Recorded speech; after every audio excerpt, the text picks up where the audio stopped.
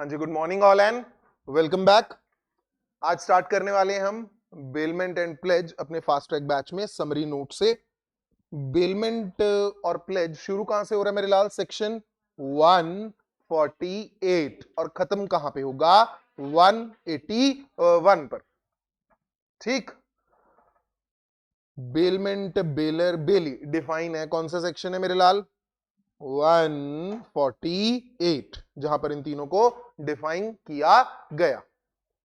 Bailment का मतलब क्या है देखते हैं। एक पर्सन ए, दूसरा पर्सन बी। ए ने बी को अपनी बाइक दी। B here is a mechanic. A ने बी को अपनी बाइक दी किस चीज के लिए? सर्विस करने के लिए। क्या कॉन्ट्रैक्ट हुआ मेरे लाल इन दोनों का?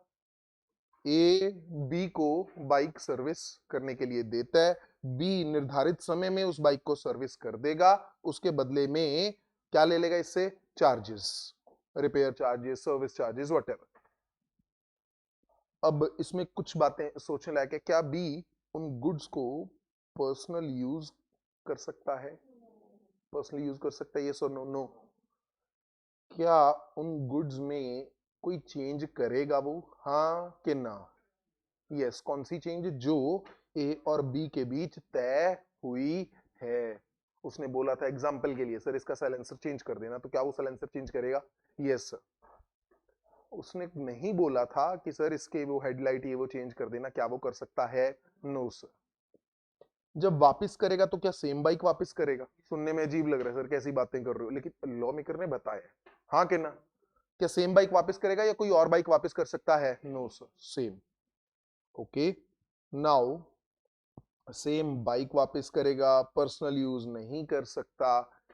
ए को रिपेयर चार्जेस देने कंपलसरी है कि नहीं? यस और नो? अगर ए रिपेयर चार्जेस नहीं देता तो बी क्या कर सकता है? सी कर सकता है, बिल्कुल सही है, लेकिन उससे बेटर गुड्स को अपने पास रख सकता है। We call it lien. Lien समझते हो? किसी और की गुड्स पर कब्जा कर लेना। क्लियर? दो लोगों में लड़ाई हो रही है, एक बंदा दूसरे की स्कूटी पर बैठ गया तो समझ आता है, अपनी स्कूटी पर बैठा, कह रहा जब तक तू सही बात नहीं कर रहा मैं जाने नहीं दे रहा, कह रहा बैठा रहा, तेरी स्कूटी है भाई, सिंपल है। यहां पे अगर बी कब्जा कर रहा है, किसकी बाइक पे कर रहा है? ए की बाइक पे। कब्जा मतलब अपने पोजीशन में लेना। क्लियर? इसको हम क्या बोलते हैं? लियन। जब कोई एक पर्सन दूसरे की प्रॉपर्टी पर कब्जा कर लेता है। लियन ना मूवेबल प्रॉपर्टी पर होता है। किस पर होता है? तुम किसी के प्लॉट में जाके लेट गए, कब्जा हो गया, वो लियन नहीं है। क्लियर है? लियन किस पर होता है? मूवेबल। बाइक मूवेबल होती है? हाँ या ना? यस और नो? हाँ बस ठीक है। तो बेटा ये अगर पैसा नहीं देता तो ये लियन मार्क कर सकता है। Clear to all? हाँ कि ना? इसमें कोई बेनिफिट हो रहा है ए का? बोलो जल्दी बोलो। इस कॉन्ट्रैक्ट में सर्विस मिल रही है? हाँ कि ना? फीलिंग मत लिया करो, मैं जो तुमसे क्वेश्चन पूछ रहा हूँ वो बहुत ही जनरल है। मैं तुमसे कुछ एक्स्ट्रा ऑर्डिनरी एक्सपेक्ट ही नहीं कर रहा एज यूजुअल, क्योंकि तुम्हारी मेन कैटेगरी क्या है? स्टूडेंट। ठीक। बी को कोई बेनिफिट मिल रहा है? क्या? पैसा मिल रहा है यार, सिंपल है। हाँ कि ना? चलो, एक वर्ड यूज होता है ग्रेचुइटस, और बोलने के लिए ऐसे नहीं है, बोलने के लिए ग्रेचुटस। ग्रेचुटस। ठीक। आई स्पेशल है, जैसे आईफोन में। क्लियर? तो स्पेलिंग याद रहेंगे। एक होता है ग्रेचुटस वर्ड, एक होता है नॉन ग्रेचुटस। मीनिंग पता है ग्रेचुटस का? हाँ कि ना? मैं आप लोगों को पढ़ा रहा हूं। ठीक। ग्रेचुटस, नॉन ग्रेचुटस। अगर पैसे लेकर पढ़ा रहा हूं तो नॉन ग्रेचुटस। अगर बिना पैसे के पढ़ा रहा हूं तो ग्रेचुटस। हाँ कि ना? जैसे कि कोचिंग क्लासेस में नॉर्मली कौन सा कॉन्ट्रैक्ट है? ग्रेचुटस। और जो तुम्हारा पर्सनल कोचिंग सेंटर चलता है साथ साथ क्लास में, एक बच्चा दूसरे को पढ़ा रहा है भाई साहब, अपनी पढ़ाई छोड़ के, मैं सेक्शन 180 पे घूम रहा हूँ, बच्चा 178 समझा रहा है साथ वाले को, अरे इसमें ये है, 180 निकल गया, फिर वो चेंज चलती रहती है, वो कोई और समझा रहा है। वो कौन सा केस? नॉन ग्रेचुटस। ग्रेचुटस। ग्रेचुटस। स्पेलिंग याद रहेंगे? बच्चे इसको ग्रेशियस से मिक्स कर देते हैं मेरे लाल। मैं मानता हूं इंग्लिश में थोड़ा हाथ कमजोर है, लेकिन अगर कोशिश करें तो हम कर सकते हैं। क्लियर? तो ये कुछ बेसिक बेसिक सी बातें डिस्कस हुई। और इसके अलावा एग्जाम्पल में तुम्हारा S1, ए छोड़ो, S1 ले। S1 समझते हो? Student 1, S2 student 2। S1 ने बोला भाई साहब मैं बाहर जा रहा हूं, घर पे रिपेयर वगैरह चल रही है, तो आप मेरी बुक्स को अपने पास रख लीजिए, मैं जब वापस आऊंगा हफ्ते बाद तो मैं आपसे रिकवर कर लूंगा। S1 ने S2 को क्या किया, बुक्स डिलीवर कर दी। हफ्ते बाद ये बुक्स वापस कर देगा। क्या आपका दोस्त आपसे बुक्स रखने के पैसे लेगा? नो सर, हम ही नहीं देंगे। तो बेटा क्या ये भी बेलमेंट है? यस। इसमें पैसे का कोई लेन देन बेनिफिट हो रहा है? S1 का तो हो रहा है यार, कमाल कर रहे हो, हाँ कि ना? चलिए अगला केस, त्योहारों का हफ्ता था। अब S2 आ गया किसके पास? S1 के पास। भाई साहब आपकी बाइक चाहिए मुझे। ठीक, नई बाइक ली है आपने, ठीक, वो आई है नई जावा, सुना होगा, हाँ कि ना? बुलेट, पता है? हाँ, बस 500 सीसी बुलेट उठाया, ये लो इसको कैंसिल कर देते, ये वाली एग्जांपल। ठीक, ये 500 सीसी बुलेट किसका? S1 का। किसने उठाया? हाँ कि ना? अब बेनिफिट किसका हो रहा है? कोई पैसे का लेन देन होगा, सही है? यानी अगर आप डेफिनेशन बनाना चाहें ना, एक बंदा ना दूसरे को गुड्स डिलीवर कर रहा है। क्या कर रहा है? Goods deliver. किस चीज के लिए? कोई भी एक पर्पस होता है। एक बंदा दूसरे को क्या कर रहा है? गुड्स डिलीवर, एक पर्टिकुलर पर्पस के लिए। जैसे यहाँ पे सर्विस हुआ, यहाँ पे सेफ कस्टडी हुई, यहाँ पे यूज ऑफ बाइक हुआ, या सेलिब्रेशन ऑफ फेस्टिवल हुआ। ठीक, तो one person deliver the goods to another person for a particular purpose. उसके बाद क्या हो रहा है इस कॉन्ट्रैक्ट में? कुछ समय के बाद वो पर्पस पूरा हो जाता है, हाँ के ना? यहाँ पे बाइक की सर्विस हुई, पर्पस पूरा। हफ्ता खत्म हुआ, पर्पस पूरा। त्योहार खत्म हुए, पर्पस पूरा। तो when the purpose is accomplished, उन गुड्स को क्या करेंगे? स्वाहा। हाँ, रिटर्न किसको? जिसकी थी। या फिर कई बार क्या होता है, वो कहता है भाई साहब S1 ने S2 को बोला कि मैं नहीं आऊंगा हफ्ते बाद, आप गुड्स ने S3 को डिलीवर कर देना। क्या ऐसा पॉसिबल है? Yes sir. इसमें क्या बड़ी बात है? तो यहां पर एक पर्सन दूसरे को गुड्स डिलीवर कर रहा है, जो समय आने पर या तो उसी को वापस कर दी जाएंगी, या उसकी इंस्ट्रक्शन के अकॉर्डिंग किसी और को वापस कर दी जाएंगी। ये डेफिनेशन है मेरे लाल। क्या है ये? डेफिनेशन बोल दो मेरे लाल तो बहुत ही बढ़िया। When one person deliver the goods to another person, क्यों कर रहा है? For a particular purpose, and when such purpose is accomplished, such goods shall be returned or otherwise disposed of according to the instruction of the person delivering them। जो उनको deliver कर रहा है उसकी इंस्ट्रक्शन के अकॉर्डिंग गुड्स को वापस कर देंगे। मैं देख पा रहा हूं कुछ बच्चों में अभी भी डेफिनेशन की दिक्कत है, क्योंकि कुछ पहली बार कर रहे हैं। तो बोल दो मेरे लाल दोबारा से। One person deliver the goods to another for a particular purpose, when such purpose is, such goods shall be returned or otherwise disposed of according to the directions of the person so delivering। पहले ए के बारे में बात करती है definition, फिर B के बारे में। जब वो बोलता है ना when one person deliver the goods to another for a particular purpose, किसकी बात कर रहा है वो? ए की। फिर बी की, कि भाई उसको पर्पस अकम्प्लिश करने के बाद उन गुड्स को या तो वापस करना है, या उसकी इंस्ट्रक्शन के अकॉर्डिंग क्या करना है? Dispose of. आसान था, हाँ कि ना? अच्छा, ये बेलमेंट ग्रेचुटस हो सकती है, नॉन ग्रेचुटस? दोनों हो सकती है। अब हमने बेसिस क्या रखा इनको आइडेंटिफाई करने के लिए? कंसिडरेशन। अगर बेलमेंट में कंसिडरेशन है, दोनों का फायदा है, तो सर कौन सी है? अगर सिर्फ एक का फायदा है, ग्रेचुटस। क्लियर? उसके अलावा जो तुमने चीजें पढ़ी ना, मैंने और पॉइंट बताए थे, सेम गुड्स वापस करेगा, ये वो सब हम डिस्कस करेंगे एसेंशियल्स ऑफ बेलमेंट में। ये क्वेश्चन पाया नहीं जाता है पेपर में, लेकिन तुम्हारे अच्छे कर्मों का फल हो सकता है।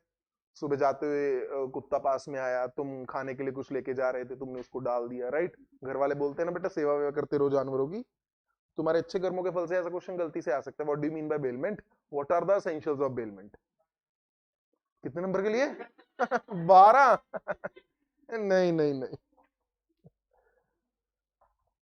वो तब होगा वो गाना चले पीछे हेरा फेरी वाला, देने वाला जब भी देता, देता छप्पर फाड़ के। अब इसमें एक और चीज डिस्कस करनी है मुझे। एक वर्ड होता है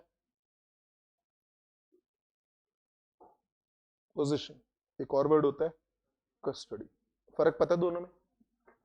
सर अगर हम गूगल पे सर्च करते हैं ना, वो भाई साहब अप्रॉक्स सेम मीनिंग दिखाता है, और फाइनली जब हमें कुछ समझ नहीं आता, मीनिंग होते हैं जनरल इंग्लिश में, हिंदी वाले शुद्ध हिंदी में आ जाते हैं, तो भाई साहब हम कंफ्यूज होके ना फाइनली करते हैं यार इसका कोई और सिनोनिम ढूंढते हैं। हम उसमें जाते हैं, पोजीशन का सिनोनिम आ जाता है कस्टडी, और कस्टडी का आ जाता है पोजीशन। बंदा कह रहा है जहां से शुरू किया था मैं वहीं पे पहुंच गया। तो हम सिंपली करते हैं कस्टडी मतलब किसी सामने वाले पर्सन को गुड्स तो दी है, लेकिन उसके पास बिल्कुल भी कंट्रोल नहीं है, बिल्कुल भी उन गुड्स के ऊपर कंट्रोल नहीं है। रोबोट के जैसा काम है, जितना बोला बस वैसे ही खड़ा है। पोजीशन के पास बंदे का कंट्रोल है, वो अपनी मर्जी से गुड्स को कहीं इधर उधर थोड़ा बहुत कर सकता है। बेलमेंट में डेफिनेशन क्या थी? When one person deliver the goods to another. अब पोजीशन ट्रांसफर हो रहा है, कस्टडी ट्रांसफर हो रही है सर।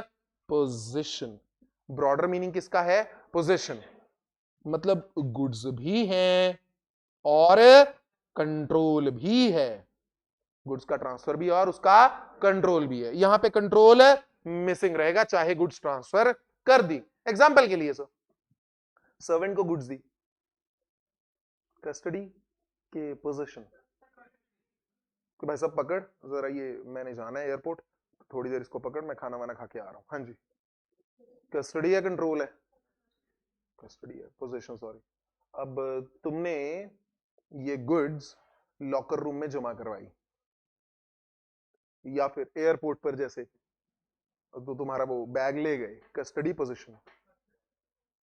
हाँ जी, पोजीशन मेरे लाल। भाई साहब वो बैग को अपनी मर्जी से कहीं भी एडजस्ट कर रहे हैं, हाँ कि ना? You have delivered the goods to them for a particular purpose, like आप यहां से जा रहे हो गोवा, जैसे एक लड़का निकल गया, ठीक, तो भाई साहब वो दिल्ली से फ्लाइट पकड़ता है, दिल्ली वालों ने क्या किया होगा? उसका बैग उठाया होगा, अपने एयरपोर्ट में, उसमें सॉरी जहाज में रखा होगा, ठीक, वो अपनी मर्जी से रख रहे हैं, इधर उधर एडजस्ट कर रहे हैं, हाँ कि ना? लॉकर की नहीं मैं बात कर रहा, अभी लॉकर पे भी आ रहा हूं, रोक लो, सारी एग्जांपल्स है अपने पास खेलने को, रुकते रहो। समझ आया हाँ कि ना? दूसरा,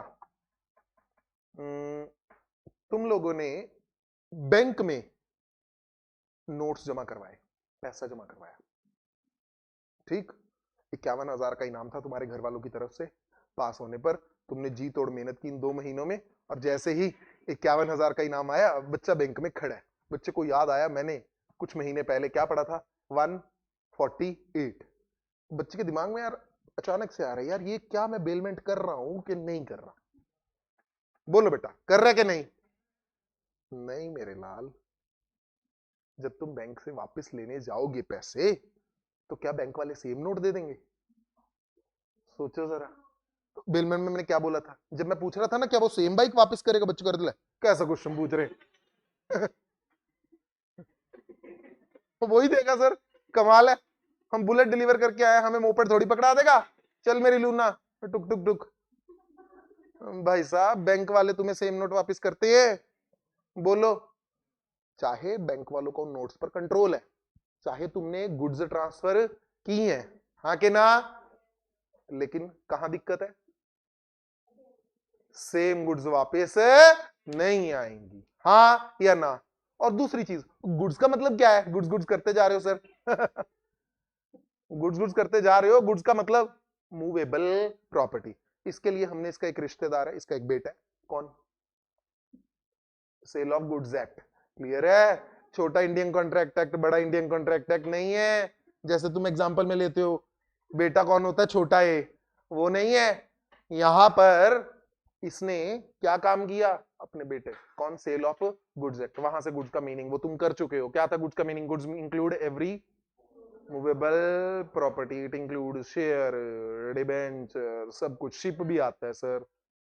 स्टैंडिंग ट्रीज नहीं आएंगे, टिम्बर आएगा, याद आया? इमूवेबल प्रॉपर्टी नहीं आएगी, करेंसी नहीं आएगी, करेंसी कौन सी? जो चल रही है। लीगल टेंडर, नोट्स, पुराने जमाने की करेंसी आ जाएगी, जैसे वो सिक्के चांदी के, 1 रुपए का सिक्का, क्या तुम 1 रुपए में चला दोगे आज? No sir. तो वो क्या है हमारे लिए? ओल्ड नोट्स, वो यहाँ गुड्स में कवर हो सकते हैं। Clear to all? बच्चा क्लैपिंग भी कर रहा है तो समझ आ चुका है। ठीक है जी, हाँ के ना? अब दूसरी बात, तुम कह रहे हो बैंक वालों ने क्या किया?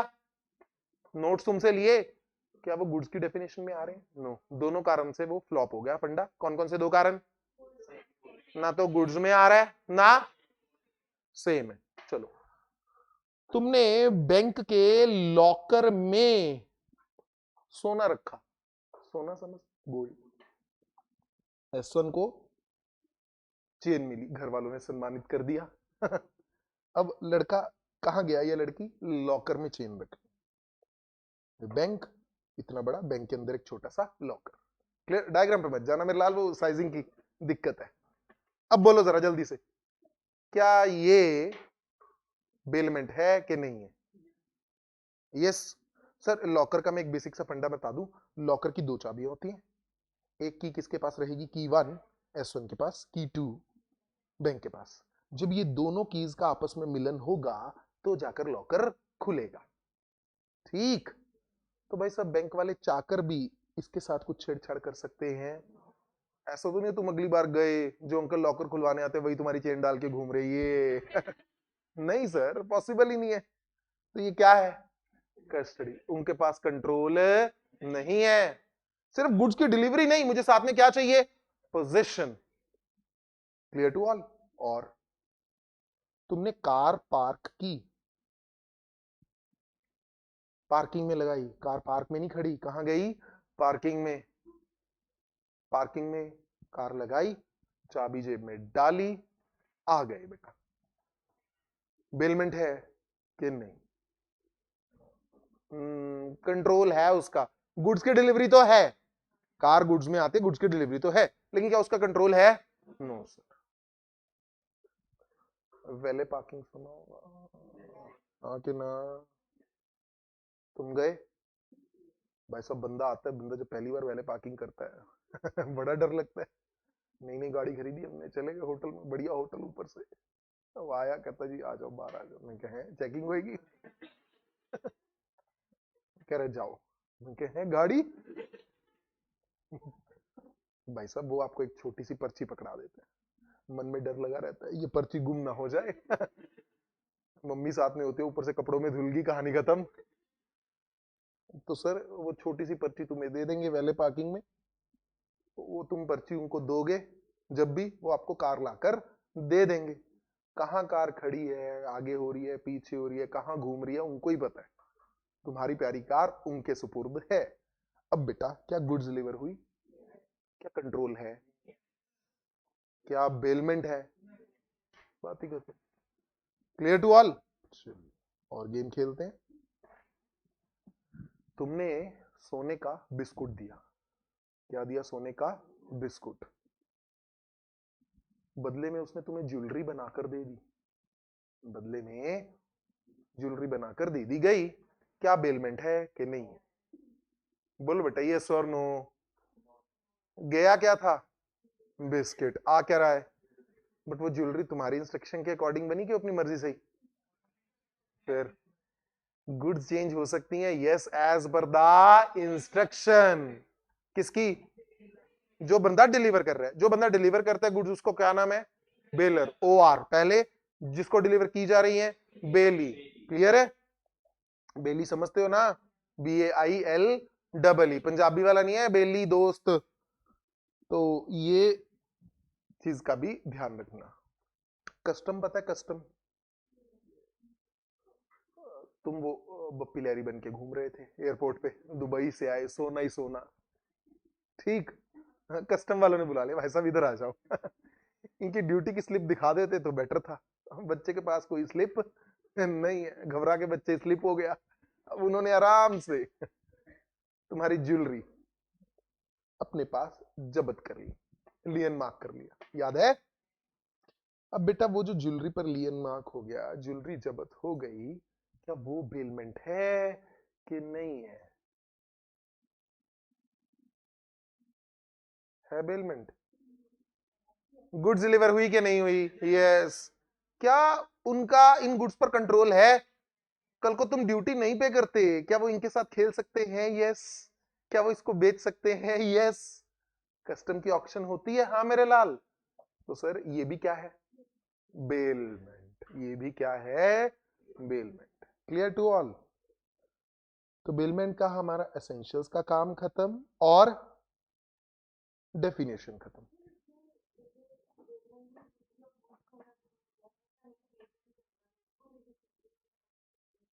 नहीं नहीं नहीं नहीं, डिलीवरी वो करवाते तुमसे साइन करवा लेते हैं।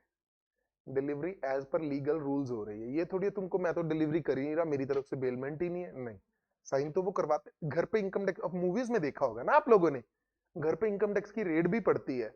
भाई साहब लोग मरने को हो रहे होते हैं, हार्ट अटैक हो रहा होता है सामने वाले को, इनकम टैक्स वाले आराम से सर एक साइन कर दीजिए आई नीड योर ऑटोग्राफ, कि ये जो जितना बड़ा कांड हो रहा है इसमें ये आप साथ थे।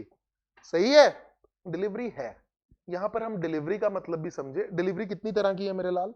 पढ़ने का काम तो चलता रहेगा, बेसिक्स करते रहो। डिलीवरी कितनी तरह की है पता है?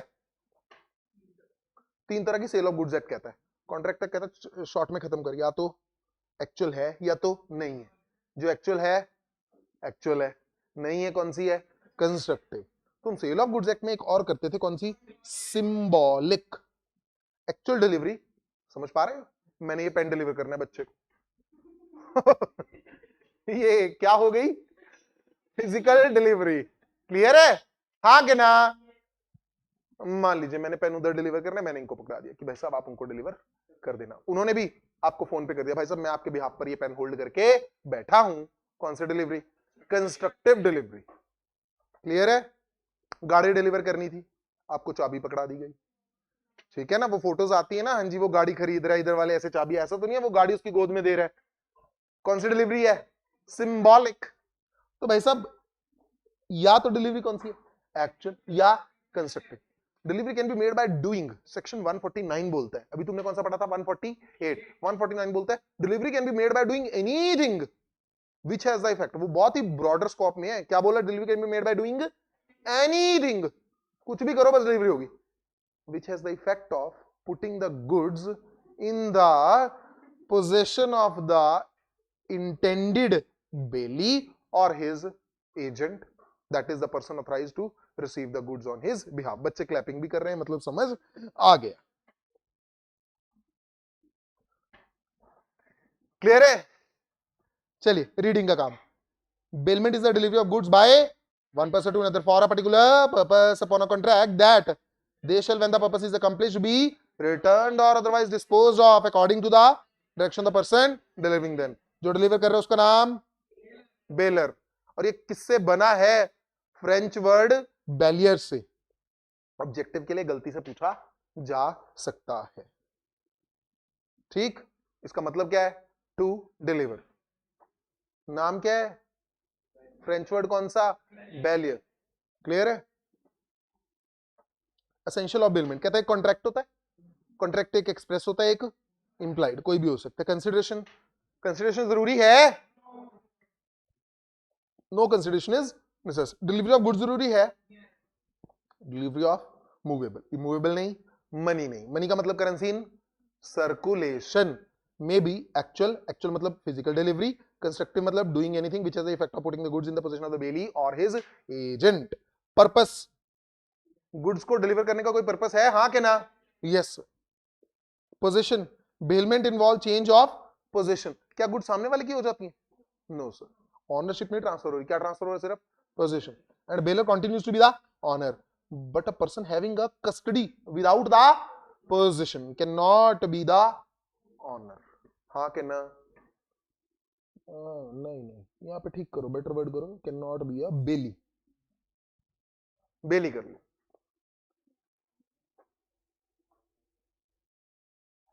नेक्स्ट और return of goods. Bailee shall return the goods after accomplishment of the purpose। goods shall be same or altered as per।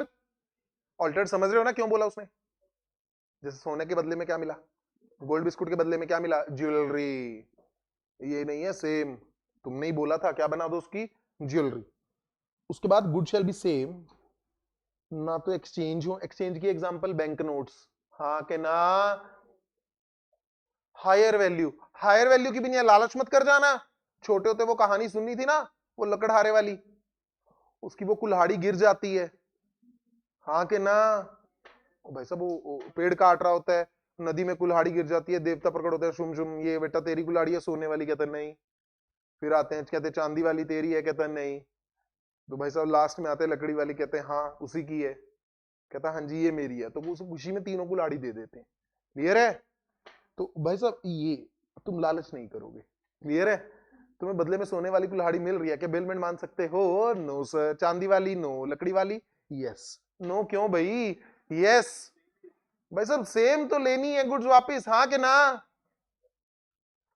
In bailment both custody, duty of care and supervision and possession, complete dominion must change but not the ownership. If there is custody without possession, the person does not become the bailey. Example, servant. Type of bailment, gratuitous or non-gratuitous. Delivery to bailey, how made? कैसे की जाती है delivery? Can be made by doing anything which has the effect of putting the goods in the possession of the intended bailey. तो बहुत ही broader scope है, can be made by doing, किसी भी तरह गुड्स की डिलीवरी की जा सकती है। उसका इफेक्ट क्या होना चाहिए, साथ में इफेक्ट बताया, which has the effect of putting the goods in the intended bailee, जो बेली बनने वाला है, और of any person authorised to hold them on their behalf, that is his agent. किसका? बेलर का, बेली का? बेली का। किसका एजेंट? बेली का। केस स्टडी, ये बच्चे ना दिल पे ले जाते हैं, ये वाली केस स्टडी है बहुत आसान, लेकिन देखो, राम ने बैंक से लोन लिया। क्या लिया? लोन। बैंक ने लोन दे दिया, बदले में राम ने प्रॉमिस किया कि सर मैं गुड्स को आपके पास प्लेज कर देता हूं। What is pledge? Basic meaning तो पता है, गुड्स को गिरवी रखना क्या कहलाएगा? प्लेज। वो भी तो गुड्स को तुम डिलीवर कर रहे हो, हाँ के ना? यस। किस पर्पस के लिए? सिक्योरिटी के लिए। किसकी? तुम्हारे लोन की, हाँ या ना? डन। गुड्स को एज सिक्योरिटी ऑफ लोन तुम ट्रांसफर करने वाले, उसको मैंने क्या नाम दिया बेटा? प्लेज। अब राम ने, इसके पास एक प्रोजेक्टर था, सिनेमा प्रोजेक्टर, इसने बैंक को वो प्लेज करना था। राम ने बोला भाई साहब मैं इसको प्लेज कर दूंगा, तो मैं काम कैसे करूंगा? मैं काम करता हूं, इस प्रोजेक्टर को अपने पास रख लेता हूं आपके बिहाफ पर, आपके बिहाफ पर। कल को अगर मैं लोन पे ना कर पाया, आप जब भी कहोगे मैं आपको ये प्रोजेक्टर डिलीवर कर दूंगा। सब कुछ लिखवा लिया बैंक ने। अब बोलो बेटा, दिक्कत इसमें ये आई, कल को वही देसी हिसाब, कहते गुड्स किसके पास है? राम के पास। क्या गुड्स की डिलीवरी हुई कि नहीं हुई? बोलो बेटा यस और नो। एक्चुअल डिलीवरी तो बिल्कुल भी नहीं हुई, लेकिन कौन सी डिलीवरी हो गई? कंस्ट्रक्टिव। कौन सी डिलीवरी हो गई? कंस्ट्रक्टिव।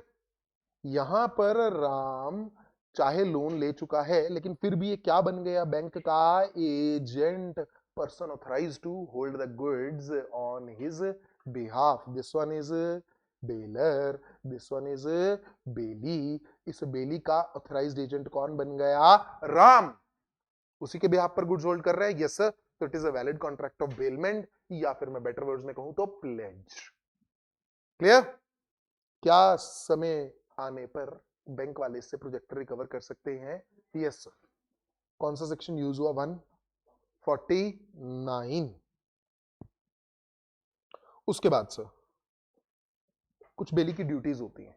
क्या होती है कुछ बेली की ड्यूटीज? सबसे पहली duty, duty to disclose fault in goods bailed. Duty to disclose fault in goods bailed. अब दो तरह की बेलमेंट थी, कौन कौन सी? ग्रेचुटस एंड नॉन ग्रेचुटस। ग्रेचुटस मतलब जिसमें कंसिडरेशन है कि नहीं है? नहीं है सर। तुमने अपने दोस्त को, किसको? दोस्त को बाइक दी, तुम्हें पता है तुम्हारी बाइक की ब्रेक्स नहीं है, उसे बताओगे कि नहीं? मेरे लाल खुंदक छोड़ दो, नॉर्मल बताओ। बताएंगे? यस। S1 S2 को बाइक दे रहा है, तो सर अगर बाइक में ब्रेक वगैरह नहीं है तो बताएगा। मान लो तुमने उसे नहीं बताया, और उसने भी खुशी में एकदम से रेस देके निकाला, सामने दीवार थी, क्या होगा? मिलन हो जाएगा और क्या। अब सर उसका सामने वॉल से मिलन हो गया, S2 को जो डैमेजेस हुई कौन जिम्मेवार है? S1। Who is S1? Bailor. Who is S2? Bailee. Clear है? अगर तुमने नहीं बता, अच्छा अगर तुम्हें ही पता नहीं था, अगर तुम्हें ही पता नहीं था फिर क्या होगा? फिर मिलन तब भी हुआ है, उसको खुशी है, उसने रेस देनी देनी है। अब बोलो रिकवर करेगा? एक बात समझो यार, तुम अपने आप पे लो, अब यहां पर्सनली ले लो थोड़ा। तुम S1 हो, तुम्हारा दोस्त आया महीने से बाइक घर पे खड़ी है, तुम्हें उसके बारे में कुछ पता नहीं, ठीक, कल को उसमें फॉल्ट निकल आया, तुम तो भलाई करने के लिए काम कर रहे थे, हाँ कि ना? यस और नो? पैसे हैं उसमें, ठीक, आप भलाई करने के लिए काम कर रहे थे, हाँ कि ना? ऊपर से भाई साहब उसका अगर कोई नुकसान हो रहा है, क्या उसमें तुम्हारी कोई गलती है? बोलो बेटा यस और नो। तो सर आप रिस्पॉन्सिबल नहीं हो। कौन सी बेलमेंट? ग्रेचुटस। कौन सी बेलमेंट? ग्रेचुटस। तो इसको अगर इंग्लिश में बोलूं, in case of gratuitous bailment, bailor is liable only for non disclosed faults, non disclosed faults of which he was aware or not aware? aware, जिसके बारे में पता था वही बताओगे, हाँ के ना? अगला केस, तुमने गाड़ी किराए पर ली, तुमने गाड़ी किराए पर ली, अब सर उसमें ब्रेक फेल थी, फिर से सेम कहानी। अब बोलो बेटा, पहला केस उसे पता था, 100% लायबल है, नहीं पता था तो भी लायबल है कि नहीं? या ना दिल पे लगती है यार कि अगर हमारा काम होता सर्विस का, हमें क्या पता, है ना? सर यहाँ पे लॉ मेकर कहता है, अबे अगर तुझे अपनी गुड्स के बारे में पता ही नहीं है तो ये कॉन्ट्रैक्ट वाली गेम खेलती ही क्यों? It is your duty when you give the goods on hire that the goods must be fit for use. Sale of goods act याद आया? ये बच्चा गिर गया एक। अच्छा ठीक है, चलिए। हाँ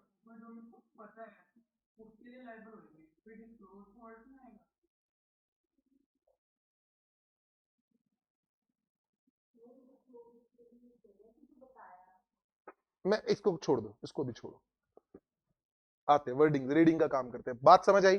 जो फॉल्ट तुम्हें पता है उसके लिए तुम लायबल हो, यस। जो नहीं पता, ठीक, वर्डिंग्स में भी आते। अगला केस, अगर कौन सा? नॉन ग्रेचुटस। नॉन ग्रेचुटस में तुम्हें पता था तो तुम लायबल हो, यस। नहीं पता था तो देखने में तो लायबल नहीं लगता, लेकिन सर हमारे ऊपर एक प्रिंसिपल अप्लाई हो जाता है, सेल ऑफ गुड्स एक्ट में भी तुमने पढ़ा था, अगर आप किसी को गुड्स बेचते हो, such goods shall be fit for use, हाँ के ना? हाँ या ना?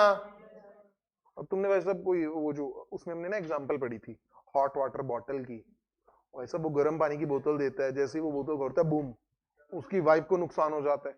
वैसे तो वो खुश है, लेकिन वो केस फाइल करता है किस चीज के लिए? डैमेजेस। कह रहा है मैं हॉट वाटर बॉटल बोल के लेके गया हूं भाई साहब से, और इन्होंने मुझे जब चिपकाई तो भाई साहब मेरी वाइफ फ्लाई कर गई या डैमेज होगी जो भी है, क्लियर है? उसकी डेंटिंग पेंटिंग होगी, खर्चा कौन देगा? क्या था सेल ऑफ गुड्स एक्ट में था, goods must be fit for use. तो यहां पर भी है, तुम बेलमेंट अगर करवा रहे हो, goods must be fit for use, कहानी खत्म। अब रीडिंग का काम, पहले इसका बेस आया, bailor is bound to disclose all the fault of which he is aware. Aware में तो क्योंकि दोनों है, हाँ के ना?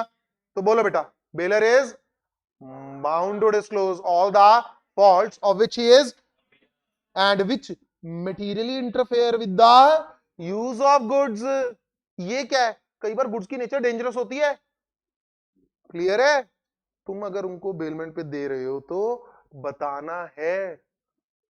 कोई गुड्स था, बॉक्स था एक, ठीक, उसको तुम अपने दोस्त के घर पे रख रहे हो, उसमें बॉटल्स हैं मान लो, जैसे कोई गैस वैस वाली, ओ भाई साहब वो मजे से ऐसे हिलाता जा रहा है थोड़ी देर पे बूम उसको बताओ यार कि इसको ऐसे झूमते हुए नहीं लेके जाना है, क्लियर है? तो which material interfere with the use of goods, use करते हुए कोई दिक्कत आए वो भी तुमने बतानी है। क्या क्या बताना है? फॉल्ट्स जो मटेरियली इंटरफेयर करते हैं गुड्स की यूज के साथ, और expose him to extraordinary risk. Clear? वो होता था ना साइंस लैब में, बच्चों को बताया है नहीं, बच्चे कलर देख के मिक्स कर रहे हैं, चल आज ब्लू और रेड मिक्स करते हैं बूम, फिर से। तो सर आपको बताना पड़ेगा विच में expose him to extraordinary and liable to bailee if not disclose. Bailor liable है किसको? बेली को, अगर वो डिस्क्लोज नहीं करता। लाइबिलिटी क्या है उसकी सर? ग्रेचुटस बेलमेंट में liable for damages due to non disclosed faults. हाँ जी, अब पूछिए। नॉन डिस्क्लोज्ड मतलब जो तुमने नहीं बताए, लिखते ऐसे हैं लॉ मेकर। नॉन डिस्क्लोज मतलब तुम क्या बता पाओगे बच्चे? जो पता होगा, जो नहीं पता होगा तो मतलब कुछ पीछे ज्ञान तो चल नहीं रहा, तुम्हारे पीछे एक चक्कर प्रकाशित हो जाता है जैसे तुम देखते हो। नॉन डिस्क्लोज का मतलब लिख लो चाहे, of which bailor is aware, of which bailor is aware. सही है। नेक्स्ट, नॉन ग्रेचुटस बेलमेंट, इसमें क्या है? Liable for all damages whether or not aware of existence of fault. इसमें केस भी आया, हाइमन और उसकी वाइफ, उधर से नाई और उसके बेटे। Clear? Hyman and wife versus Nye and sons. Bailee hired a carriage and bolt broke away during the journey. उसका वो पेज खुल गया। क्लियर है? समझ पा रहे हो? ऐसे वो घोड़ा गाड़ी जा रही है, पेज खुल गया, सारी फैमिली जमीन पे। Now bailor was held to be liable as it was his duty to supply the carriage fit for purpose. Hired word है, हायर्ड मतलब किराए पर लेना। कौन सी बेलमेंट है? Non gratuitous. Great northern railway case when goods are of dangerous nature, explosive थमा दी उसको it is the duty to disclose the nature of goods. अब उसके अलावा केस स्टडीज कौन सी हैं? Horse lent was vicious. Vicious समझते हैं? दबका बिदका बोलते हैं, वो थोड़ा भड़क जाता है जल्दी। क्लियर है? पागल सा हो जाता है। But this fact was not disclosed. Horse runs away, वो बैठा टिक टिक टिक टिक वो ज्यादा आगे निकल गया, वो पीछे अकेला गिरा हुआ है। Belly is injured. डैमेजेस है कि नहीं है? Yes sir. कौन पे करेगा? बेली, बेलर? बेलर। चलिए, कैरेज हायर्ड वाज अनसेफ दो he was not aware, he shall be responsible for damage. ये बिल्कुल सेम। डन? हाँ हाँ, खेलो खेलो, जल्दी देखो। नहीं सही है, चेक करो। Same case. सर मैंने क्या बोला? हायर्ड। हॉर्स लेंट जनरली मैं बता दूं, जब एक पागल घोड़ा आप दे रहे हो, क्या आपको उसके बारे में पता नहीं होगा? चाहे ग्रेचुटस लगा लो चाहे नॉन ग्रेचुटस, यहां से ये पता लगता है कि सर। क्लियर है? अपने तो भाई साहब मोहल्ले के कुत्तों का पता होता है ये तो फिर आपका अपना घोड़ा है। क्लियर है? 151, केयर करना किसकी? गुड्स की। कौन केयर करेगा? लॉ मेकर ने ड्यूटी लगाई इसमें ना, ये नहीं बताया किस तरह की, कंडीशन नहीं लगाई, अगर धूप है तो ऐसे रखना, छांव है तो ऐसे रखना ना। सिंपल वर्ड्स में बोला, जैसे तुम किसी और की गुड्स की, किसी और की नहीं, सॉरी, अपनी गुड्स की, कहने का मतलब ये है, जब तुम्हारे पास किसी और की गुड्स आएंगी, तुम उनकी वैसी ही केयर करोगे जैसे तुम अपनी गुड्स की करते। Simple as that. हाँ के ना? Of same bulk, of same quantity, same value. Clear to all? In all cases of bailment, all cases मतलब चाहे ग्रेचुटस है चाहे नॉन ग्रेचुटस, बेली की जिम्मेवारी है, he is bound to take as much care of the goods bailed to him as a man of ordinary prudence will take of his own goods, अपनी वाली की, क्लियर है, of same bulk quantity value of goods bailed. आसान था। साथ ही 152 आया, इनका जोड़ा है भाई साहब, आप अपना जोड़ा बनाना छोड़िए, इधर देखिए 151 और 52 का जोड़ा साथ साथ चलेगा। क्या कह रहे हैं, बेली कब लायबल नहीं है या कब लायबल है। देखो 151 ने क्या बताया, केयर, किस चीज का केयर, जैसे अपनी गुड्स की केयर हो गई वैसे ही सामने वाले की गुड्स की केयर कर लेना। क्लियर है, बच्चा कह रहे हम तो ज्यादा ही कर रहे हैं। अगर तुमने वैसी केयर ना की, अगर तुमने वैसी केयर ना की तो तुम, और अगर लॉस भी हो गया तो तुम सर रिस्पॉन्सिबल हो उस लॉस के लिए, हाँ या ना, यस सर। इसके अलावा एक और चीज का ध्यान रखना, स्पेसिफिक इंस्ट्रक्शंस। 151 में एक और चीज ऐड हो जाती है, क्या, स्पेसिफिक इंस्ट्रक्शन। कई बार एग्जांपल के लिए ज्वेलरी हम घर में कहां रखते हैं, लॉकर वॉकर में, हाँ या ना, यस और नो, या डाइनिंग टेबल पे ही पड़ी है, हाँ चलो जो आएगा डाल लेगा, पॉसिबल नहीं सर। गुड्स कहां रखते हैं हम नॉर्मली, ज्वेलरी वगैरह लॉकर में। आपको आपके दोस्त ने ज्वेलरी पकड़ाई, आप कहां रखोगे जनरली, लॉकर में, हाँ या ना। लेकिन वो स्पेसिफिकली आपको बोल के जा रहे हैं कि ज्वेलरी को लॉकर में मत रखना, ज्वेलरी को आप बैंक के लॉकर में रखवाओ अपने। तो बेटा यहां पर 151 आपको क्या कहते हैं, मैन ऑफ ऑर्डिनरी प्रूडेंस। जैसे अपनी गुड्स की केयर करोगे, अपनी गुड्स की केयर कैसे कर रहे थे तुम, लॉकर में रखकर, लेकिन उसको जो आपके दोस्त ने इंस्ट्रक्शन दी, क्या दी वो, क्या लॉकर वाली दी, बैंक लॉकर वाली दी सर, उस केस में आप कैसे काम करोगे, इंस्ट्रक्शन जो दी गई है, मैन ऑफ ऑर्डिनरी प्रूडेंस से हटके काम करना पड़ेगा। इंस्ट्रक्शन प्रिवेल करेंगी, 151 प्रिवेल करेगा, यानी स्पेसिफिक इंस्ट्रक्शन विल प्रिवेल, वो ज्यादा जरूरी है। क्लियर है, तो कहता बेली कब लायबल नहीं होगा, अगर the belly in the absence of any special contract is not liable for any loss of destruction of good during the period of bailment, अगर उसने 151 वाली केयर की है, अगर उसने 151 वाली केयर की है तो वो लायबल नहीं है। ठीक, हाँ क्या ना। उसके बाद आई case studies, bailment of jewellery. ध्यान देना, स्पेशल इंस्ट्रक्शन कोई है कि नहीं है, बेलर की ज्वेलरी कहां पर रखी गई, किस कारण से नुकसान हुआ, क्या बेली लायबल है, पढ़ते हैं सर। क्या बेली को कोई स्पेशल इंस्ट्रक्शन दी, नो सर। अगर इंस्ट्रक्शन नहीं दी तो कौन सा सेक्शन अप्लाई हो, जल्दी बोलो, 151। कैसे केयर करोगे सर, घर पे रखी है लॉकर में अपनी ज्वेलरी के साथ, अपनी ज्वेलरी बोल रहे हैं मतलब तुम रीजनेबल केयर कर रहे हो। राइट्स हो गए, दंगे हो गए। बेलर लायबल है, ओ सॉरी बेली लायबल है कि नहीं, कारण 151 वाली के no, because care taken as per section 151। Captain bank locker, कहां रखी हमने ज्वेलरी, बैंक लॉकर में। इंस्ट्रक्शन है सॉरी बेलर की, हमने नहीं रखी अभी। इंस्ट्रक्शन किस चीज की है, कहां रखना, बैंक लॉकर में। उसने कहां पर ज्वेलरी रखी, घर पे अपनी ज्वेलरी के साथ। इंस्ट्रक्शन तोड़ी कि नहीं तोड़ी, फिर क्या हो गए, राइट्स। क्या बेली लायबल है, बात करते। कोई इंस्ट्रक्शन थी, नो, कहां रखी, बैंक लॉकर। हाँ जी, केयर कर रहा है कि नहीं, पहले ये बताओ बस, yes. While on jewellery kept at home, theft at bank, liable है, नो सर। अपनी तरफ से और बढ़िया केयर कर रहा है, अपनी वाली से भी ज्यादा ही कर रहा है। क्लियर है, no, because care taken as per 151। Shantilal versus Tekchand. Clear है, ये टेकचंद इंग्लिश में है, टेक ध्यान दे लेना जरा। वैसे टेकचंद हम भाषा में ऐसे डालते हैं, लेकिन यहां पर कैसे रहेगा, TAKE, टेकचंद।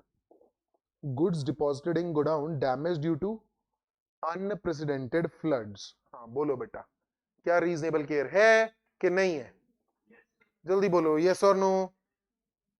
तो क्या बेली लायबल होगा, no sir, bailee was not held to be liable. Godown में जहां अपनी अनप्रेसिडेंटेड वर्ड बता देगा तुम्हें कि फ्लड एक्सपेक्टेड नहीं थे, केस स्टडी में ही तुम्हें ढूंढना पड़ेगा वर्ड्स के सहारे कि क्या वो हमसे कहना चाहता है, वो हमसे जो केयर वगैरह करवाना चाह रहा है किस लेवल की करवाना चाह रहा है। अनप्रेसिडेंटेड वर्ड शो कर रहा है कि हमने एक्सपेक्ट नहीं किया था और हम अपनी तरफ से सही केयर कर रहे थे।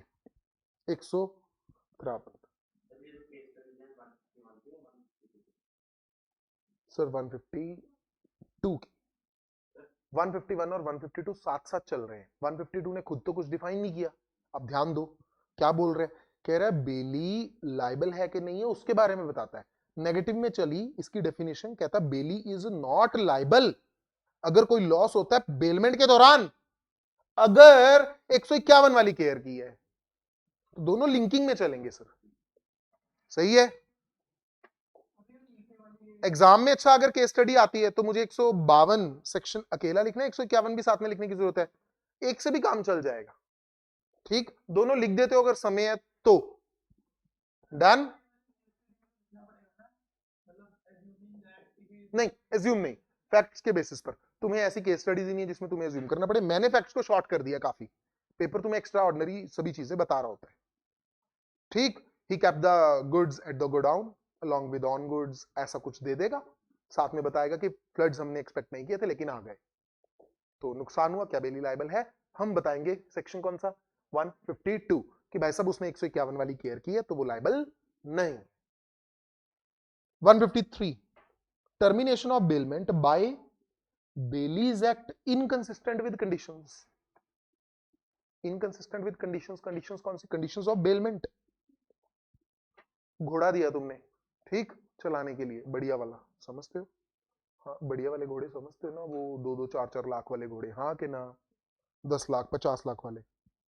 ड्राइविंग के लिए घोड़ा दिया कि भाई साहब आप खुद राइड करोगे। तुम बाई चांस उसके घर के पास से निकल रहे थे, वो देखो उसके बच्चे लटके हुए, कोई पूंछ से लटका हुआ है, कोई कान से लटका हुआ है, एक बच्चे ने वहां पे भारत का नक्शा बनाया हुआ है वो बना रहा है उसके सिर पे स्वॉर्ड। ठीक, क्लियर है। अब बताओ बेटा, क्या जिस कंडीशन पर बेलमेंट हुई थी वो कंडीशन पूरी हो रही है कि नहीं। तो उसके पास क्या ऑप्शन है, बेलर के पास क्या, बेलमेंट कैंसिल करेगा और क्या है? और अगर गुड्स को कोई डैमेजेस हुई है वो भी क्लेम करेगा। The bailment is voidable at the option of the bailor if the bailee does any acting consistent with the conditions of bailment. Clear है। Horse given for own riding, but use किसके लिए कर रहा है, carriage सामान, घोड़ा गाड़ी बना दी उसको। Bailment is voidable at bailee's option, सही है हाँ कि ना। और इसी के साथ जैसे 51 और 52 का जोड़ा था, अब 53 और 54। 54 ने क्या बोला, आपकी लायबिलिटी है अगर आपने क्या किया, unauthorised use. If bailee does not use the goods according to the condition of bailment, he is liable to compensate for any damage from और ड्यूरिंग सच यूज। उस यूज के कारण अगर कोई नुकसान हुआ या उस यूज के दौरान कोई नुकसान हुआ। Horse given for on writing but used by, यहां पर ध्यान देना, फीलिंग मत ले लेना। किसके लिए दिया, सिर्फ खुद की राइडिंग के लिए। उसने क्या किया, अदर मेंबर की राइडिंग के लिए यूज कर लिया। दिया राम को, यूज कौन कर रहा है, शाम। बेली लायबल है, यस अगर कोई नुकसान होता है बेली लायबल है। यहां पर तुम्हें डराया जाएगा, भटकाया जाएगा 151 के साथ। 151 क्या था, क्या इनकी केयर वैसे ही करना जैसे अपने वाली की करोगे। यहां पर वो बोलेगा गुड्स किसको दी, राम को। यूज कौन कर रहा है, शाम। शाम ने जब उनको यूज किया 151 की केयर की, शाम ने यूज किया तो 151 वाली केयर की, और उस दौरान लेकिन घोड़े को चोट लग गई। क्या बेली लायबल है कि नहीं, क्यों, इनकंसिस्टेंट यूज। कंडीशन तोड़ी है सर, मुझे 151 से फर्क नहीं पड़ता। तो 154 में 151 लिख के क्रॉस कर लो जल्दी से। 154 में 151 लिख के क्रॉस कर लो, मुझे ये भटकाएगा लेकिन मुझे फंसना नहीं है। हॉर्स हायर्ड इन कैलकाटा, कहां किराए पर लिया, कैलकाटा में, टू मार्च टू बनारस। क्या बोला उसको, हम कहां जा रहे हैं, बनारस।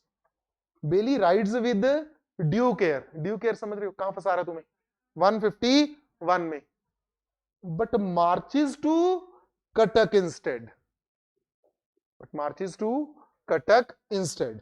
बेली लाइबल है कि नहीं? बोला क्या था तुमने? बनारस। लेके कहां जा रहे हो? कटक। अब कुछ बच्चों का दिमाग चलता है एक्स्ट्रॉर्डनरी। सर मान लीजिए हमने कैलकाटा से हायर किया, आप कह रहे हो हम बनारस जा रहे हैं, अगर कटक बीच में आ रहा हो तो? भाई साहब प्लीज, भारत का नक्शा याद करने को नहीं कह रहा है, अगर कुछ ऐसा होगा तो वो आपको मैप देगा, ठीक? फीलिंग मत लेना, बस 2 शहर देगा, अलग है, बात खत्म, उसने कंडीशन तोड़ी है। क्लियर? कहां बोला था जा रहे? बनारस। कहां पहुंचा? कटक। कंडीशन तोड़ी, यस। नुकसान हुआ, लाइबल है, यस। लेकिन एक चीज आ गई, क्या? ड्यू केयर मुझे मानने? No sir. तो मेरे लाल आज के लिए इतना ही। See you all in the next lecture. Thank you and bye bye.